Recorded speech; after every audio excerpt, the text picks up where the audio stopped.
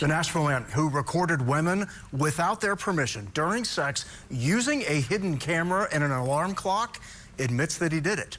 Matthew Vollmer pleaded guilty today to 4 counts of unlawful photography.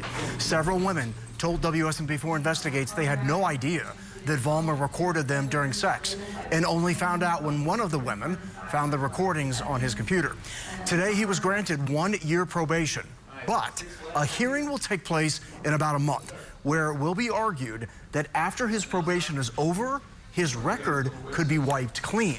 His victims will testify at that hearing, and we're going to let you know what happens. Of course, that's a big story that you followed for years now, Jerry.